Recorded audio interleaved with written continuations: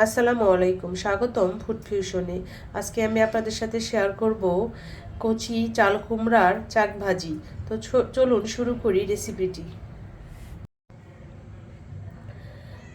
জালি কুমড়ার চাক ভাজির জন্য এখানে আমি একটি কচি জালি কুমড়া এরকম চাক চাক করে কেটে নিয়েছি।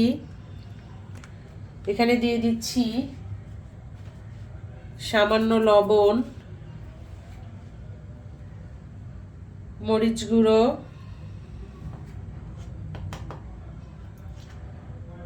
হলুদ গুঁড়ো,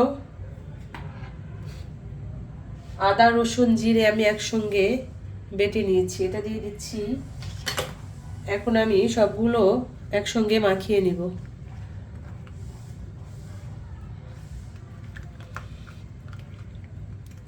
চাকগুলো মাখানো হয়ে গেছে, এখন আমি এগুলো ভেজে নিব। চুলায় একটি প্যান বসিয়ে দিয়েছি, এখানে দিয়ে দিচ্ছি সয়াবিন তেল। এটা কিন্তু অল্প তেলে ভাজিটা করে নিব আমি, বেশি তেল দেওয়া যাবে না।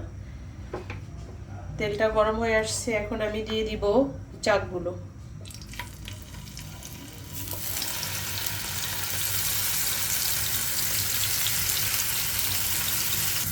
এখন আমি দিয়ে দিব ঢাকনা। ঢাকনা দিয়ে আমি লো হিটে ভেজে নিব।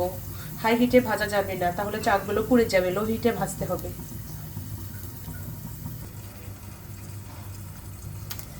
এখন ঢাকনাটা উঠিয়ে আমি ভাজিগুলো উল্টিয়ে দিব। এক পাশ কিন্তু হয়ে আসছে, অন্য পাশে উল্টিয়ে দিচ্ছি।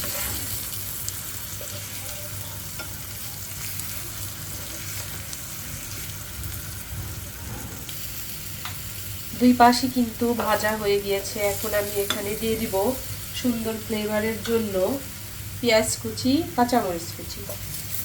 এটা দিলে খুব সুন্দর একটা ফ্লেভার আসবে। এখন আরেকটু ভেজে নিব সবগুলো। আমার চাক ভাজিটা হয়ে গিয়েছে, এখন আমি সার্ভ করে নিব।